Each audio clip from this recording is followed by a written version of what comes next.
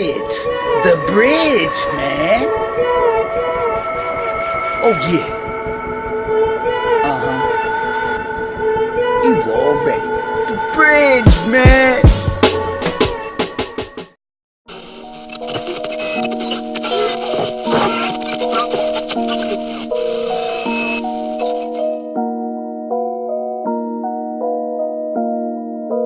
Tell me when you know, younger, tell me when you know.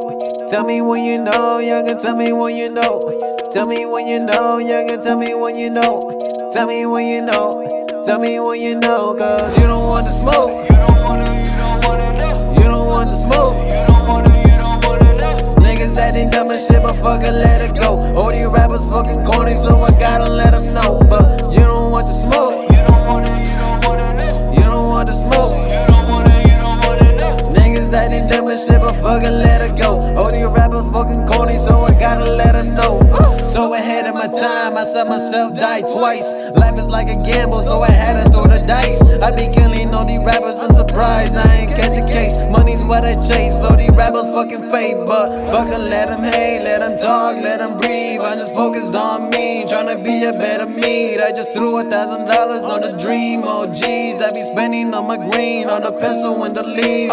Getting that pencil when doing this damage. Look at these rappers, they're looking like addicts. Getting my shit in the chill in the attic. Shit is so crazy, it is erratic. Going so hard like I ain't some man. Coming, I win.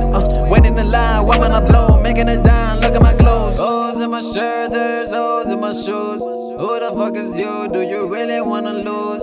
You don't wanna mess with a PG mess. If you mess with me, then I'm coming for your neck. Cause you don't want to smoke. You don't want to smoke. Niggas acting dumb as shit, but fucking let it go. All these rappers fucking corny, so I gotta let them know. But you don't want to smoke. You don't want to smoke. Niggas acting dumb as shit, but fucking let it go. All these rappers fucking corny, so I gotta let them know. You know that you don't want smoke, my nigga. Riding with amigos that pulling the trigger. Stacking the money, we making it bigger. We stacking the cheese, yeah, we getting the cheddar. Mama taught me that I am no quitter. And search for the bag, so I gotta go get it. We working, we grinding, we making it better. Tricks so that much, think I fucked on my level. Sell low cash, so they fucking with me. Still got people who sleeping on me. They scared to support me, we started the same, but I just took off and they hear what they say. Never forget about who mattered to me. Don't got no friends, got a small family. When you're at the bottom, appreciate those who pushing you hard to get back on your feet. I'm pushing them, grinding, I'm making my luck. They talking about you, they jealous as fuck. They never accepted to sit at your table, they sharing your man, hoping you choke it up. You gotta be sure who you keeping around. Focused on paper, my chips up and down. I came out the struggle, they hoping I drown. If only my haters could look at me now. Haters everywhere, but I'm always on the move. No one who believes yet, everyone to prove. I cannot accept no disrespect. You don't want no smoke, bitch, we aim above your neck. Cause you don't want to smoke. You don't want to smoke. Niggas acting dumb as shit, but fucking let it go. All these rappers fucking corny, so I gotta let them know. But you don't want to smoke. You don't want to smoke. Niggas acting dumb as shit, but fucking let it go. All these rappers fucking corny, so I gotta let them know.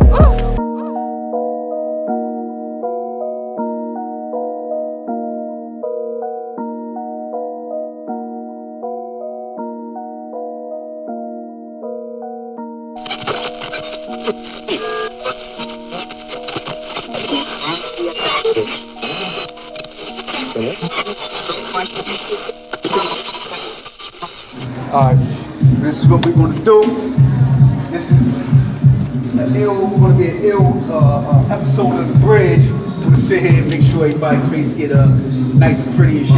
For my man in the corner, for the people, you know what I'm saying? But like I said, this show right here, you know what I'm saying? Introduce yourselves to the people, you know what I'm saying? So everybody know what y'all do, who y'all are, what y'all about. You know what I'm saying? So, my name is Cruz. My name is Cruz, Cruz. I'm a rapper. This is my cousin. He goes by Young M, and we're District Code. Where y'all from? We are from District of Columbia. Yeah. And DC in Maryland. Yeah. So, born in DC, stayed there half the childhood. Moved out to Maryland. After that, we had some trouble during 2008 when the economy fell. Moved back to DC. you know, during that time, during that time, Just like a nomad. So Cornelius Scott, I guess a community activist, and an engaged human being. And he got the jacket on and shit. So what?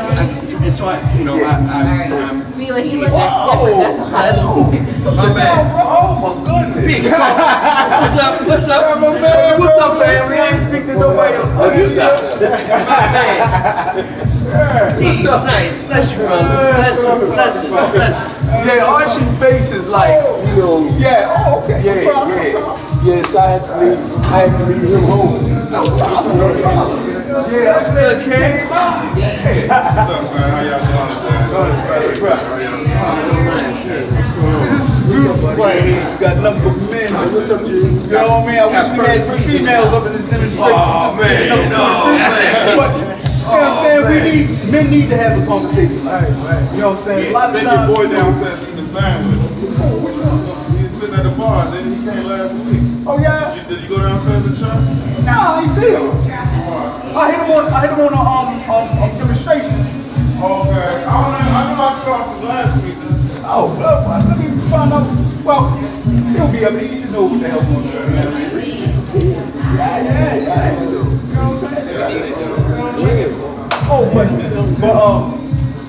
finish what you saying. All right, so my current piece is I'm executive director of an organization called Family Survivor Network. Provide support services to families victimized by homicide, and we're located right in Sandtown, right around the corner from Freddie Gray's house. And we just see love and build and grow. We got clinical therapists, and social workers that provide the support system to families reeling in the wake of a homicide.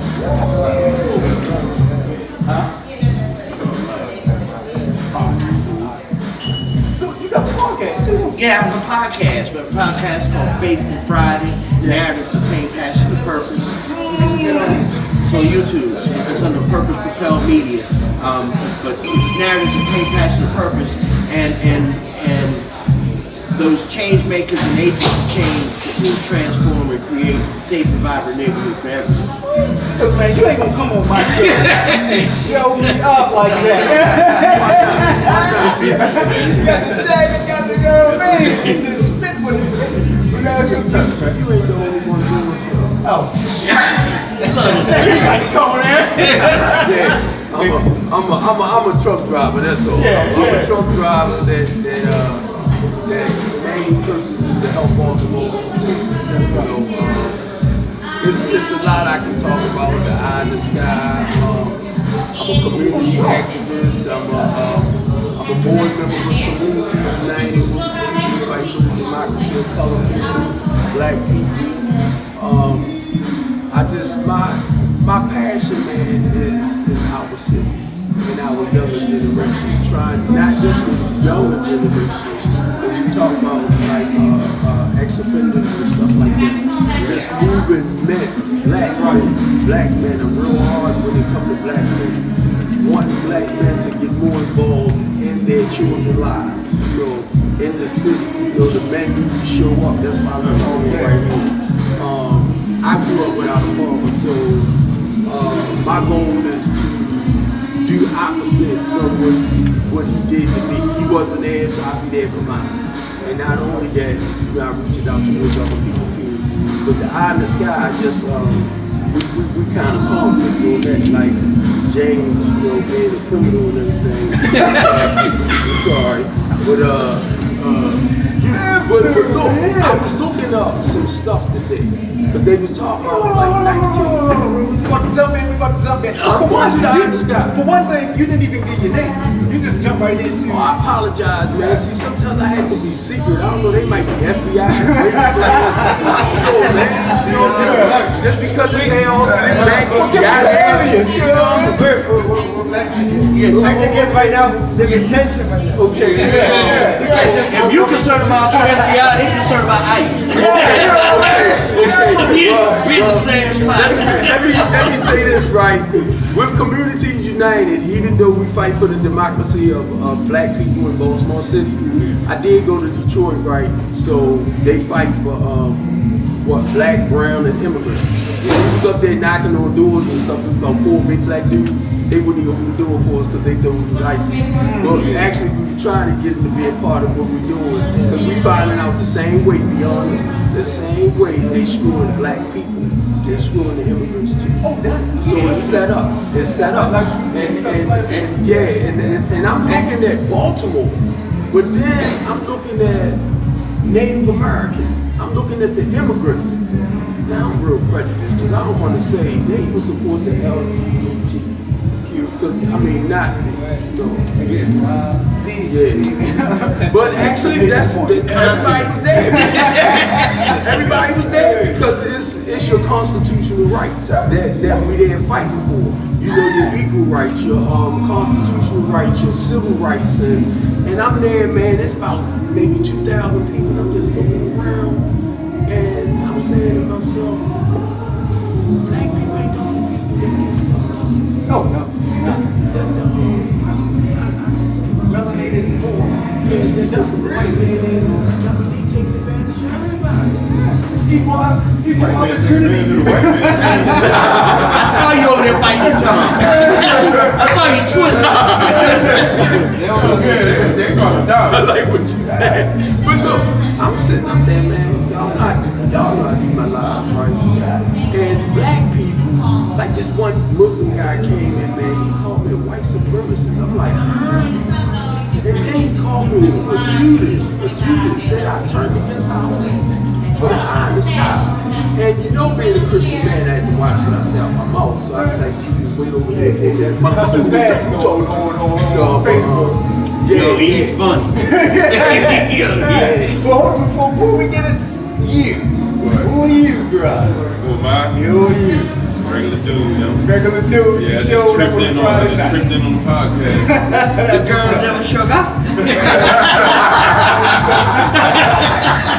I'm a truck driver just like a man right here. No, but actually, I say that because of what I do, basically what we do, because this my heart right here.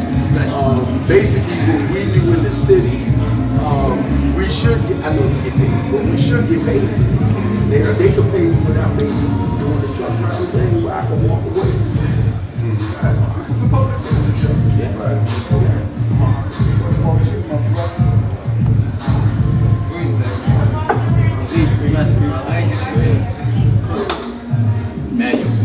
I forgot. I'm sorry. I'm Steve. So I'm out here just trying some products. I got in trouble when I was young. So I spent like 16 years doing that. So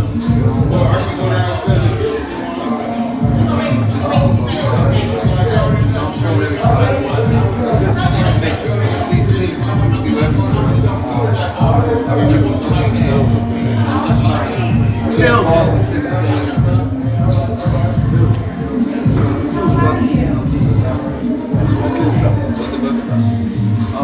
My first book was called Life After Death. It was about a guy that was on death row. And when he came home, he wanted some revenge. He didn't get an apology. And just started killing everybody. But it was love story. It was just based on like understanding what goes on behind the scenes, like in the jury room and things like that. He asking questions, and it's an urban novel. I'm basically trying to take that genre into another level. Okay. A lot of urban novels are in the same vein. You know what I'm saying? I wrote one that's for professionals. Okay. You see what I'm saying? Yeah. So I took it off the shelf, did kind of build it on it for people, and bring it back up. Wow. So I got a question. Were you angry when you wrote the book? No, it was, I forgot, it was, you remember the movie with Russell Crowe? And his family got killed. And he was on one of the bench that Jamie Foxx was in. Yeah, I know what you're talking about. Oh, Lord Myself. Yeah. So I was locked up and I seen that, so I seen that movie and wrote a movie based like that. It was on the earth. I get it. Somebody wanted to hear.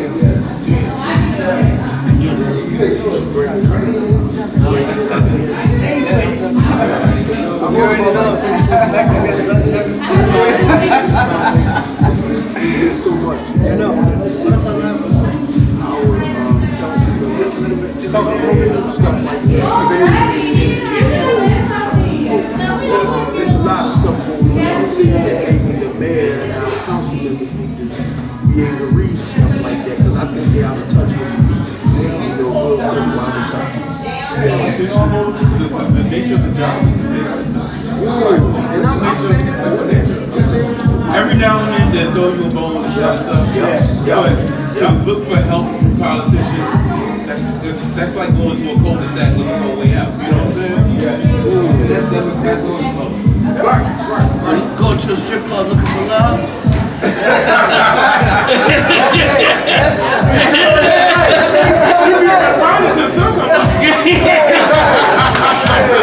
Yeah, you know about that. Going to the strip club looking for love. That's what it's like trying to go to politicians, begging them to help. If you're not willing to help yourself, as black men, brown men, strong men, warrior men of our communities, what are we doing to start to force them to move towards what we feel is going to make our ideal community? I mean, what are we doing personally? well, forcing anybody to do anything is the wrong first step in the first place. I mean, they don't want to do it on their own, so you have to, you have to start from within. You have to build your community from within. You start with your own family. You start with your own neighbors. Okay. That's where it all starts at. If you can't get along with your neighbors, you can't get along with your kids, your grandmother. You know, we have some dysfunctional ass families in the hood. If our families are dysfunctional, how the hell are we gonna go out here and tell people to care about us and to stop shooting us? but we also place them in a position of representation for that specific purpose. So if they're not living up to at least the general ideas, you know what I'm saying? What I'm saying is, I don't care what we gotta live to them. That's what, you know, anytime that you deal with their money, you want people to move, you touch their money. You know what I'm saying? So my whole thing is, why aren't we, if we're not gonna stand up and push our agenda in any type of like, you know, destructive manner, the most destructive manner we can do it is the same way they did it back in the civil rights movement. We don't have to spend our money on certain things that support these particular politicians. We touch them in the pocket and we force them. But as long as we stay capitulate in our fucking attitudes, is like, man, they're gonna do whatever they're gonna do. But here's the thing. See, think about the boycotting in the 60s, the boycotting right now in 2019. Most black people in the 60s were poor. Most black people now, we have middle class blacks, we have rich blacks. These people ain't trying to boycott shit because they feel like they made it. We had that back then. No, we didn't have the abundance of middle class, the abundance of rich blacks that we have now that we do. We did in the 60s. But also See, when everybody's poor, everybody can stay on one line. But when everybody's at different economic levels, everybody has different ideas of what to do in the movement. But it still breaks down to not supporting a particular product or corporation that facilitates that. We have many different options. If we don't support a product, who we going to support? Because we don't have a lot of black-owned businesses. But we do. They just don't have the marketing. They don't have the promo. If we go on the internet the same way we do anything else, we will find exactly what we need. So I think our brothers here, our brown brothers here, can shine some light on the discussion of community economics. Because I'm certain, well, I'm assuming that there are certain messages you get about doing business and how you do business. Could you elaborate on, what were you taught about business and how you do business? So coming up, like the school system and all that, they never teach us about it. So like that's the last thing we do. Okay. Because I feel like the only thing they care about is like, your 2 + 2. But is that a cultural thing that teaches you about business? At home, do you learn anything about business? No. So you go through the same stuff they go through. Yeah, like they just say, all the financial information they should teach us during like school, during the time we're in school. But the way how I feel is I think that society is trying to program us so that we stay stupid, so that we stay financially illiterate. Yeah. So that's how they get to, have the upper hand on us. Yeah. They can't really, by the time that we start learning about finances and all that, sometimes it might be too game is over. Exactly, yeah. And then that's when like the grand folks, they try to teach the younger folks, and then the younger folks get programmed by whatever's going on in the media. Like if they represent a Mexican, all the Mexicans are like, oh yeah, they fucking gangsters and that. They never, you have never seen a Mexican superhero or a Mexican Prince Charming. Never. So the point is like, wait. Let me see. We had one. Puss in Boots. No, Puss in Boots.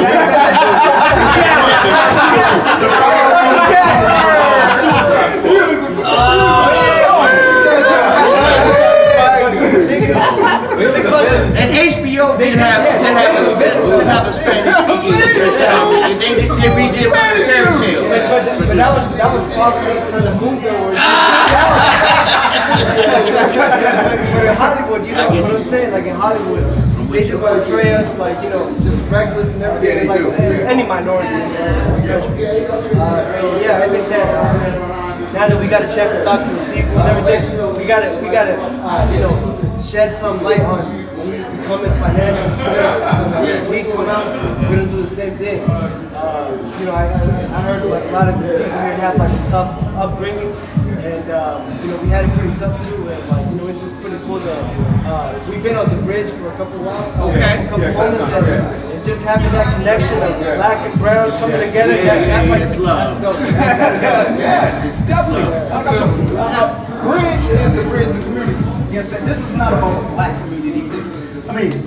When we look at it as root, because the black is the root of everything. You know what I'm saying? But within that spectrum, we have variations, and we are to respect those variations. You know what I mean? The same way we expect the variations to respect us. Yes. You know what I mean?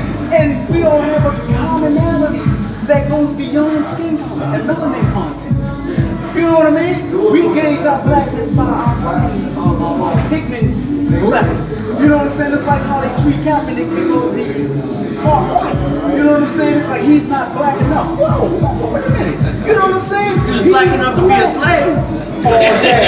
All day. You know what I'm saying? You know what I'm saying?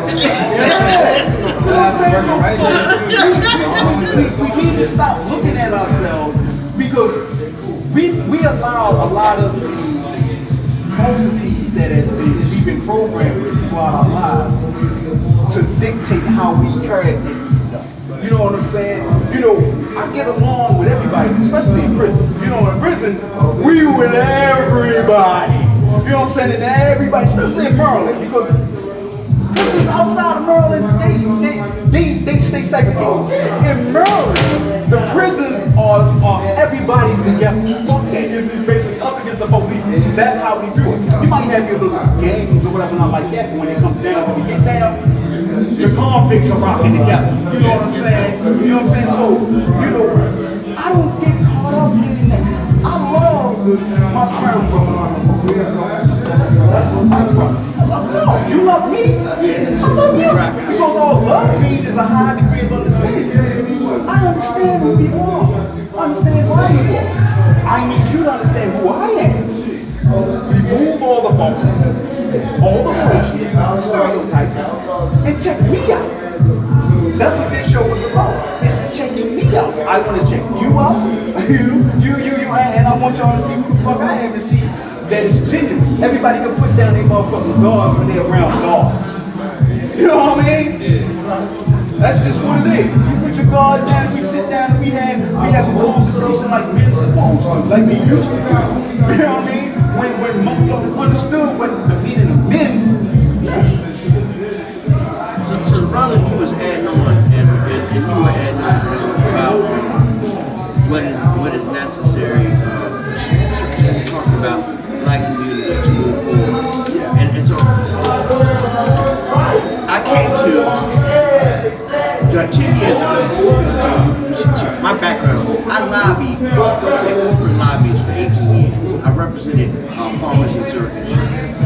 And I was a state lobbyist, so I lobbied with state legislation. So that means Annapolis, Jersey it means Trenton, Delaware it means Dover, Pennsylvania means Harrisburg, that type situation, right? And I went into those spaces with some presumptions about, and some real assumptions about black black legislators, and minorities in general in power in the context of legislature. And it wasn't long before I was totally before I realized that they were just as fucking lost as I was. And it was really hitting me. It really hit me hard, because what you end up with in the context of black legislators is it is like they've gotten an invitation to the big house. You've got a House Speaker and a Senate President. The House Speaker is over the House of Representatives, and the President is over the Senate. That's in any state, all right? All right. Those two people decide what committees anybody sits on. They decide the roles that people play on those committees. They influence their power and preference to privilege whose voices are heard on those committees, what moves forward, what does not move forward. And I was like, oh my God, this is the big house. And so they go to the big house and they sit there, and you're forced by the process to fall in line. You got a big mouth, right? So you talk about black legislators, or even Latino, or any others trying to make a difference. So you present your issue before a committee, right? So we got, I said, Senate President. I'll start with the House, and the same thing works at the federal level. So you got the Speaker, the House Speaker. Then you're going to have majority whip, minority whip. So whichever party has most people, they get the majority whip. Whichever party has the least people, they get to assign a minority whip, right? And then you filter on down. But here's the way this works. Everyone elected, they then get assigned to a committee. See, the legislature as a whole body doesn't deal with issues. So it'd be too much, right? If every single idea had to go before everybody, nothing would ever get done. So what they have is they have committees of subject matter that deal with the specific range. For example, there's a committee that deals with business issues. In Maryland, in the House, it's called economic matters. Okay, there's a committee that deals with judicial issues. In Maryland, it's called House Judiciary, and so on and so forth. There's 7 of these committees, and where am I going with this? The committee chairs are assigned by who? The House Speaker. So listen, here's where I'm going. The House Speaker is assigning the chairs. So when you come to that committee, say I want to do something, change.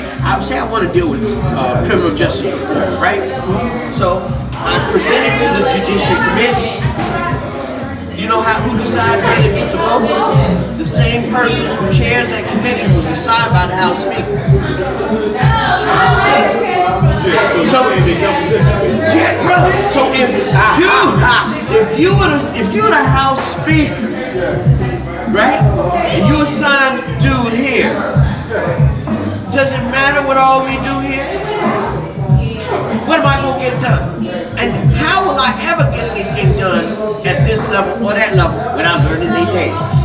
I better learn they dance good, and I better dance when they want me to dance sometimes. That's what's happening with Now the perfectly pivot, take that and apply it to the Jay-Z situation. How do you see that? Because now he's in the house. He's in the house. So are you saying that? For a long time. Look, I mean, I understand being in the house, but I don't think he was in the house. Bro, he's a billionaire. He's been in the house for a minute. He just became a billionaire. Yeah, but he's been in the house way before. But Been in the house, this move, no, I'm not saying that he wasn't in the house, but he had to be at They the would kitchen never table. introduce him to the house right over He at at the the kitchen NFL. table. He was in the living room. He was by the coats and shit. You know what I'm saying? You think that he was that entrenched into the fucking house? Yes. A long time. Yes. I think tip it off what you said earlier about boys. Jay-Z moves the meters, so they need him in the house. Yeah, I understand the money, but he's just getting that within the last 3 years. So my sister hit me with this thing. I was trying to look it up, Jim, because I'd love to share it with you. But it is a chart of the 8 white men who run hip hop. There are 8 white men that run hip hop. And what you see is, when you see the chart, the trees, all the major rap artists, they run through one of these 8 white men. So even there, you have Speaker of the House and Senate presidents. Yeah. So That's the only way for the system to really work. The way they want it to work. The only way to exact change, bro, is entrepreneurship. Okay, brother. And that's all since I've been home, I got gun charges, I got robbery charges. Yes, sir. Don't nobody employ me to this day. Yes. So I had to come off and leave out and sell drugs, alcohol, and stuff. Bro, how'd you make that? That's a hard, like, I mean, it's been a struggle to this day, yeah, but man. that's why I'm here to show Now, it's different. let me share this with you. We hear what you say, but sometimes you have to walk a person through that process. Because that's when people get lost, that they hear and they see you on the other end. But if you don't walk, then they kind of don't understand. Everybody learn things different. But the people that been around me, if they didn't learn it, then they don't got no option. Right. Well, Because I don't have no platform. I can't, like, if you around me, you can't tell me that you can't accomplish it. Right. Well, let me share this with you. I'm from Right. 18 to 34. I'm coming up on 27 years clean. I hate. Right. I'm coming up on 27 years clean. And the reason why I'm saying that is because I can walk another person through the process a day at a time and stay free because of how I was able to live. And sometimes it just amazes me to realize for 365 days, I ain't shot no dope, I ain't shot no cane, I ain't sold no drugs, I ain't kicked a couple people's asses when I wanted to. I'm telling you, because I didn't play. So you talking about people, places, and things. And All that. Yeah. You gotta tell me. See, at Communities United, basically what you're saying, at Communities United, what we do, we empower them to go and live a better way of life or do the right things in life. Now, some people don't have that self-esteem to do that, and they need encouragement. So the old saying goes, you can lead a horse to water, but you can't make him drink. My thing is, I lead the horse to water, and guess it's not the point of making them drink, but showing them how to drink. Because everybody don't know how. The thing, you know what I'm saying, that is missing, I mean, because I definitely, as a pro or entrepreneur, I'm really so imperative that business is something that we create the atmosphere that we need to actually implement. Before we get to the business end, we have to re-educate ourselves. We have to deprogram and then reprogram ourselves into the right information. You know what I'm saying? Because regardless of what you teach a motherfucker, how much trade, skill, this, that, and the third that you give, if that mind is not right, they're always going to self-sabotage. You know what I'm saying? And this is one of the things that I was telling somebody, because he was like, you know, he be giving kids, you know, cards and saying, look, you can contact me, you want a job, I said, yo, that's admirable as hell, that's a beautiful thing. You know what I'm saying? But we have to talk to our kids through a way where we can get them to understand that these kids do not believe in this. If you listen to their music, all they talk about is how they don't trust the next motherfucker. If you don't trust the next motherfucker, you got nobody to trust. You don't trust yourself. I actually You know what I mean? think the opposite. I actually think they're way too smart. They don't realize that this is a process to be, you know what I'm saying? Nothing can make up for life experiences. These kids don't realize that. When you see these kids that are 2, 3 years old, some of these kids know their numbers. Yo, these kids are smart as hell. Oh no, I'm not talking about just with academic. Because one thing with children with parents, you say 1 + 1 is 2. And they'll say 1 + 1 is 2. But if you don't understand the whole formula that brings about 1 1 and 1 making 2, then it's for naught. What I want people to start to do is understand the formulas to life. You know what I mean?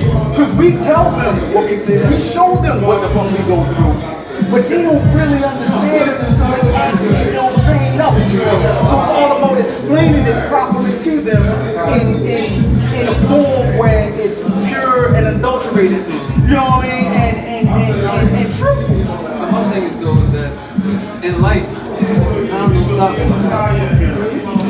So say when I came home with nothing.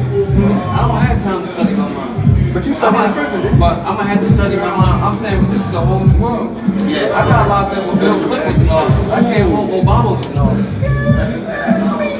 ain't nothing. That shit is different. I got locked up with a pager.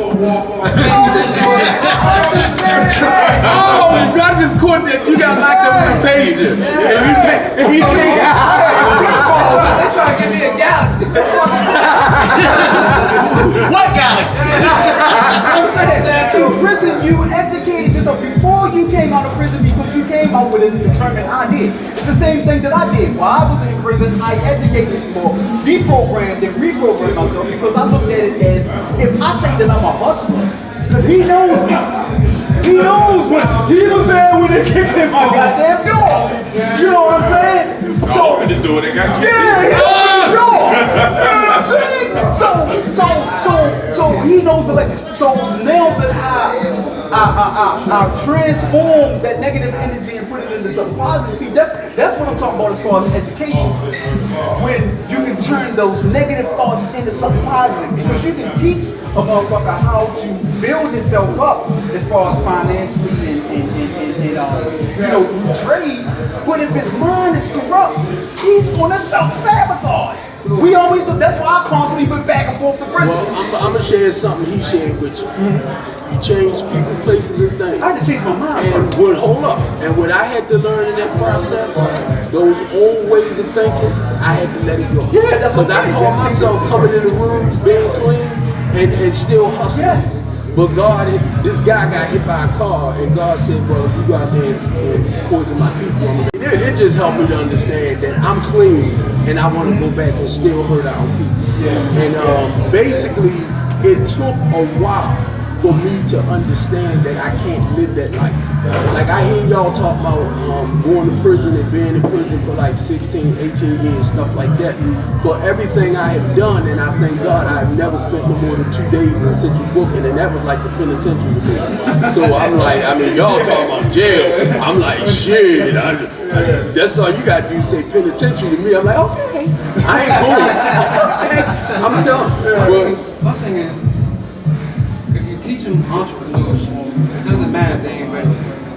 Because these kids out here, they ain't trying to hear a whole bunch of hot air and then next time they don't got nothing to do. You see what I'm saying? So I made at least 4 kids business owners. The way I got them down, they can't get a job until they're like 15. They gotta get a look.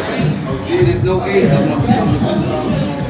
So you hire them as a business owner. They get their paperwork with their heart, right? Yes. And from that process, you hire them as a subcontractor. Now your kid has a business. So instead of just mowing the lawn for money, now we build it. You know what I'm saying? Before you know they up there. That's the only way we're going to change other people. It's not that hard. That's it. That's the only way to be. You get the education together and all. And sometimes you do it to experience. I ain't have no education. You don't have to do that. No, I'm not talking about that type of education. I was talking about controlling our education of our people. Like, that's real education. You know what I mean? See, the thing, being in prison, we had a lot of time to sit back and read. You know what I mean? We had a lot of time to sit back and observe something in basically a test tube. You know what I mean? The different personalities, the different characters, you know what I'm saying? So we actually psychologists. We know how to deal with many different people on many different levels. You know what I'm saying? Because of what we had to do, we had to teach and train ourselves while we was in a volatile situation, how to deal with a motherfucker who may stab us the fuck up. What I asked you, what did I send you a message and ask you about my first freeze, my first winter freeze? homeless campaign. Oh yeah. What did I ask you? What you can do? Oh, you want to be the I'm doing no campaign for that? Like a little video. Yeah, a little video. Yeah. I just wanted to say that because I sat with him and Cornelius, I'm sorry. I sat with Cornelius. And Cornelius was listening to me and he like, Steve, all the stuff you do, right? It's like all the tools for you to help the people in the city and to do the right things is right there in front of you. So he said, you need to start getting together and do your own stuff. I didn't tell him, but when he said, it sounded real good. First Freeze Homeless Campaign. I got scared as shit. Because it was easy for me to help you and you. But when it came to me, I'm like, wow. And then it's like, okay, it's time, because God been telling me anyway, it's time for you to pour all your resources together. It's right there. There's no problem with helping other people. Now, I was listening to you, my man, and I'm like, I'm listening to you talk about entrepreneurship, and I'm like, this is the type of stuff that we really need to get together and plan out to work with our younger generation. And not just that, it's a lot of guys that come home that cannot get them decent jobs, and they might have to take up a trade and become an entrepreneur and stuff like that. So it's like those are the things that we really need to look at to work at, rather than just keep talking about. Because I'm getting sick and tired of the eye in the sky thing. Because I'm telling you, I'm getting tired of that. It takes action. It takes action.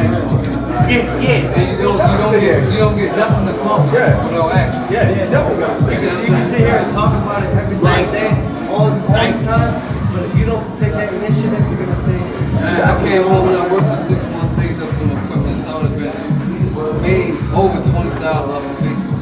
So everybody else on there for free. So that's my market. The first time I was ever on the internet was 2012. I fell in love with it. I said, y'all crazy. I'm making money off this shit.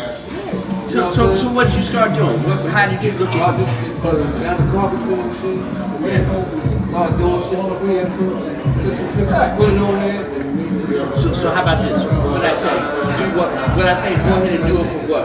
Do it for free.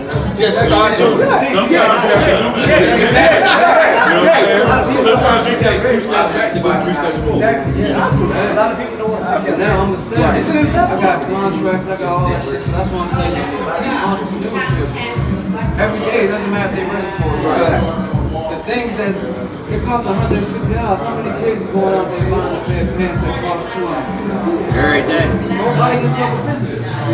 And then see what you're going to do with that business. I might have to disappear with them. I got to go get this son. Do the thing. Do your thing. So, you know what I'm saying? You're a major impact on the world, man.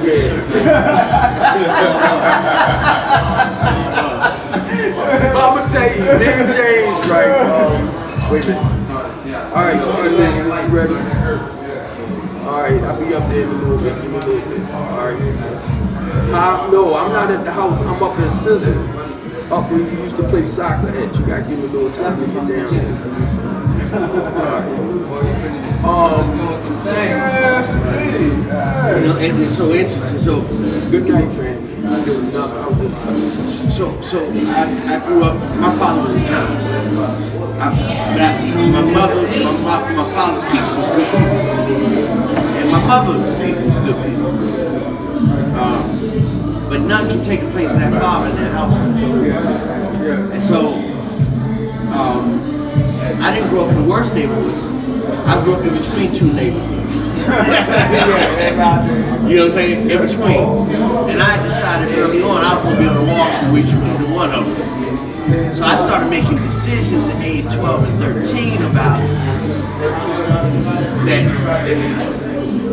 really set me on a path. But you know, I was very blessed.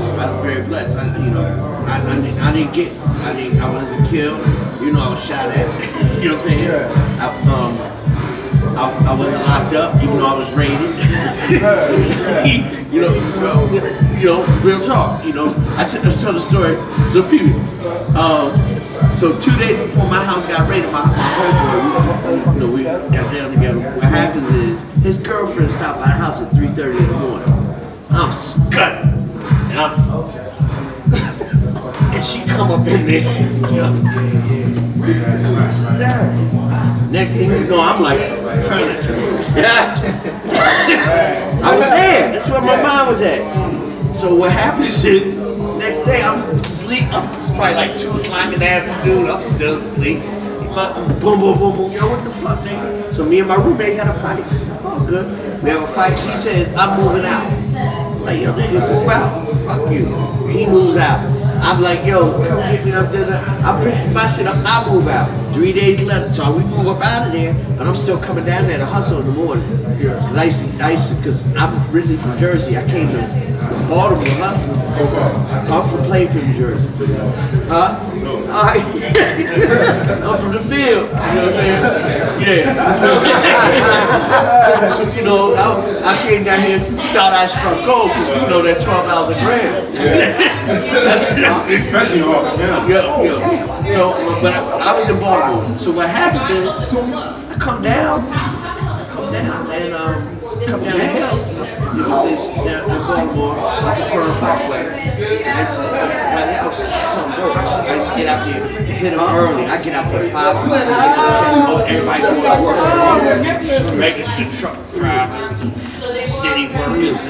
That way I stay out of trouble. I'm not stepping on nobody's feet. Motherfuckers still I go. make my money between 5 and 8:30. By the time everybody's up and cars are driving, I'm going in the house. So I was out there early in the morning, and I see 3 cars coming up, and they busting out with the place where we live.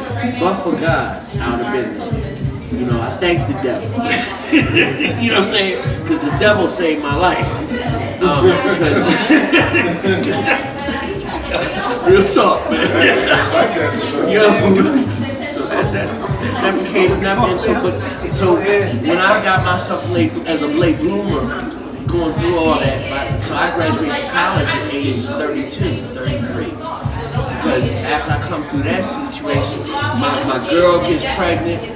It's a lot of situations. And I just made a dedication I was going to change my life. So I ended up going to Baltimore City Community College. Go to Baltimore City Community College for 4 years to get a 2-year degree. Go from Baltimore City Community College to University of Baltimore to finish my other 2 years in 4 years.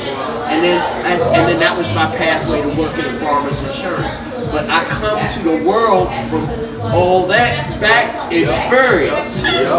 So when I was sitting there looking forward in boardrooms and such, I'm still here. And so that's my perspective, and that's what makes me so passionate about it. What's the ability, because lobbyists is basically spokesman. Finesse. You know what I'm saying? Finesse. So, are you finessing for, I mean, what are you finessing for now at this particular point in time? Oh no, man, love. That sounds like a finesse right there. Love. That's not a hug. But it's evidence. I think I'd argue it's evidence to what I do and my work speaks. So this year we will help. So far we've helped 116 families. Okay, so I got a clinical therapist, and the clinical therapist helps families in one space of trauma, and the social worker helps families in another space of trauma, and that is actual work that is measurable. That is so when I speak. How did you leverage and utilize your ability to finesse to have the city facilitate what you're doing? Okay, good question. And So it's been 1.5 years. So 1.5 years. So we got $200,000 of funding in 1.5 years. Because I got a reduction in force from farmers that I got October 2nd, 2017. So October. Now let me ask you this. Yes, sir. Was the funding from the city? No, federal government. So what I did, so how do I do it? So it was a grant? Grant, federal money. Yeah, federal grant money.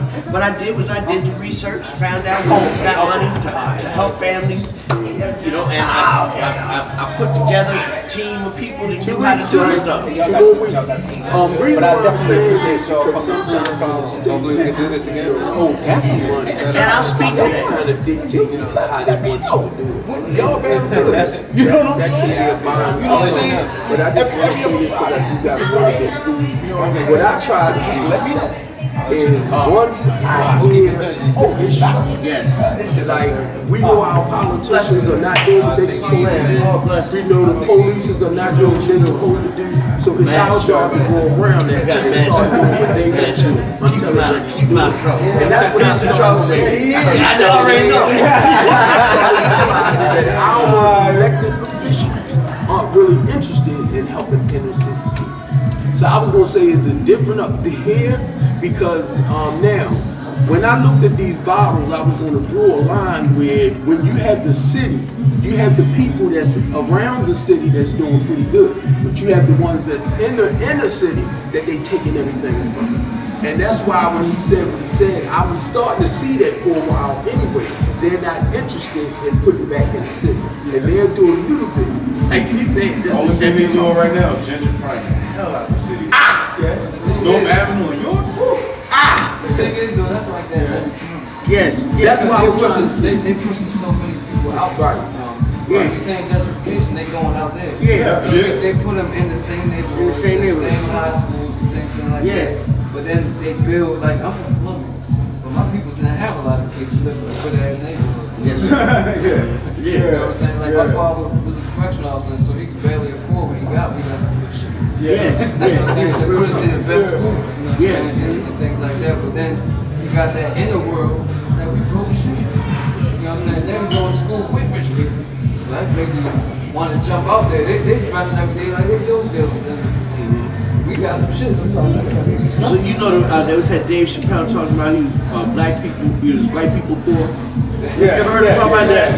That's all it is. You know what I'm saying? He's white people poor. You thought he was doing something. A lot of people feel like if you don't live in the city line, they gonna know struggle. Right. You know what I'm saying? See, we like I was just listening to you. You say I'm from Columbia. I had to bust many asses. Many asses.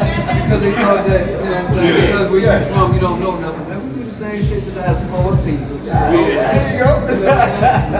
But if you can put your peoples in that situation, then you can get that education faster.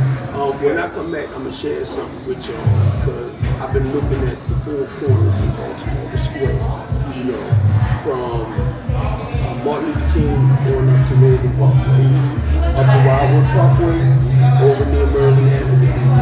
That's the point of building back up the community. That's the point of owning our own businesses again. You know, and that's all I see. That's all I see. If we can get people together to build in these areas, because that's the inner city. Like somebody was saying the other day, it's like on every corner there's a bar or something like that, right? See, we can eliminate a lot of that. We can eliminate that. You know, we can create our own supermarkets, like the one up Madonna. And I can only speak on the city because I'm not up here. Like the one up Madonna, that can become black owned. That's right. The one down there in Dolphin Street, that can become black owned. All the vacant houses can become black owned. And see, that's our goal too. Well, that's what we're looking at now. That's what we're looking at. Easy. You know why? Because we'll talk about it and won't nobody do it. That's what I'm saying, but if they are taught that, a lot of people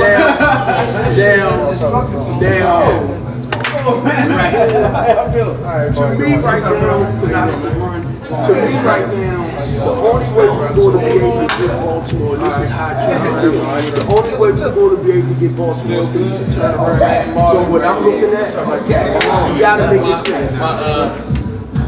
I can't say what it is. Alright, I'm about to pull up at the table. Yeah, I gotta go back.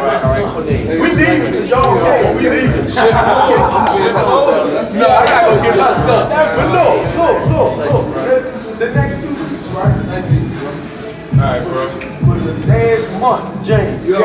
It's like every Friday something. You know we gonna build. But today I made it.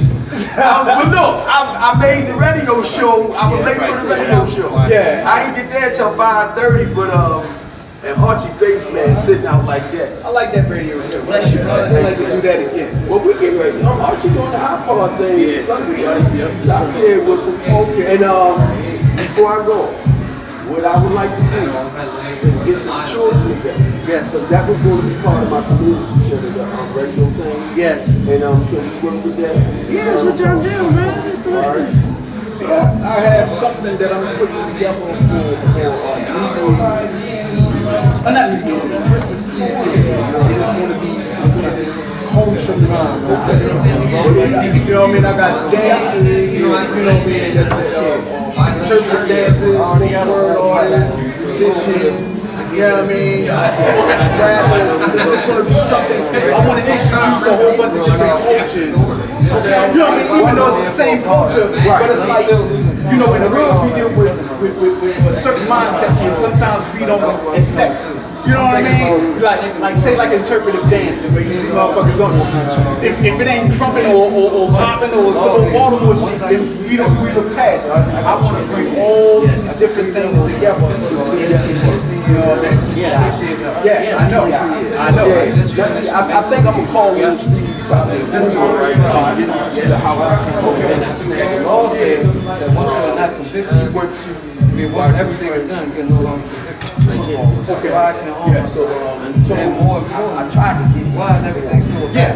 So I got this all cool. Because I was determined.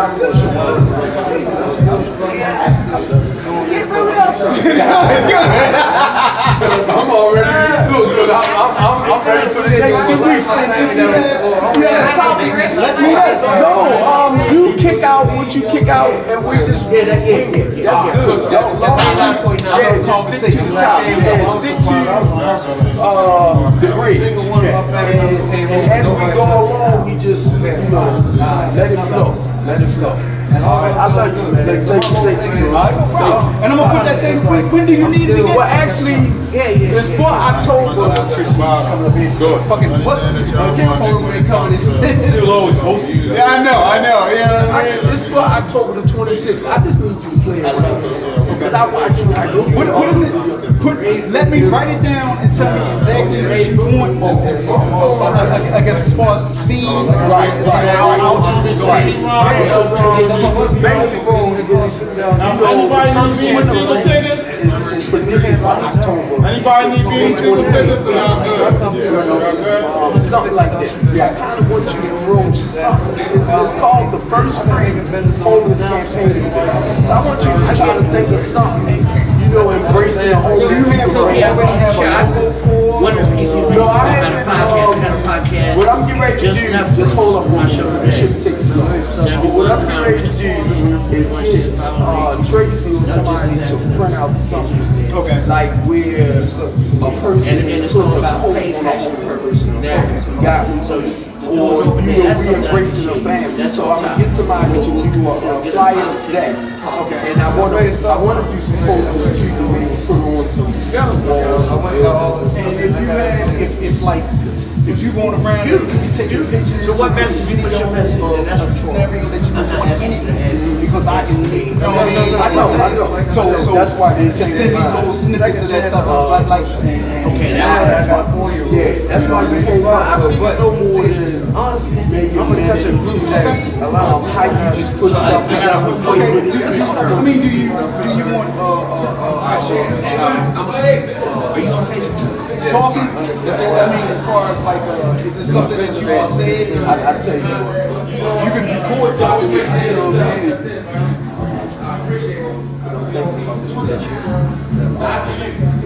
That's me too, because I'm the coach of my son's. I had to do it. Our first son was first free homeless campaign. So, alright, so I'm sitting with you, and I just want to okay, I will come to the street.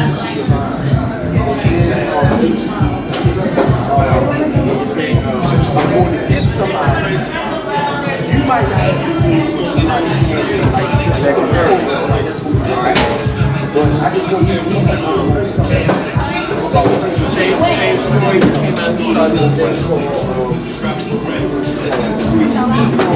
started being his brothers and sisters. Some of his outfits.